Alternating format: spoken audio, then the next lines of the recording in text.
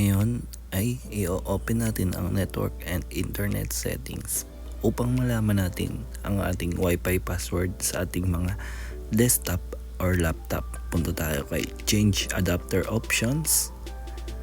Once na naklik na natin yan, ay pupunta tayo sa Wi-Fi, then right click, then go to status. Once na maklik na natin, click natin ang wireless properties, go to security and show characters. And that is our Wi-Fi password, mga Top-Tech. Hindi lang yan, meron pa tayong CMD. Paano natin malalaman ang ating Wi-Fi password using CMD? Panoorin nyo lang ang video na ito, mga Top-Tech.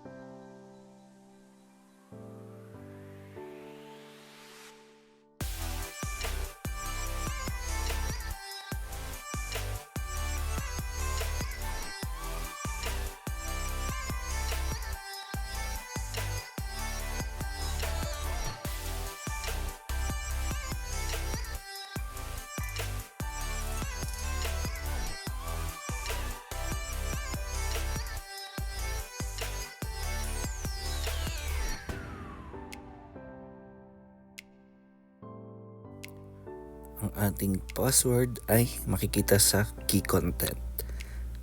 Yan po ang ating Wi-Fi password. At sana ay marami kayong natutunan, mga Top-Tech. Maraming salamat sa inyong panonood. Huwag nyo na rin kakalimutang mag-subscribe, i-like, at i-click ang notification bell para sa susunod pang mga video.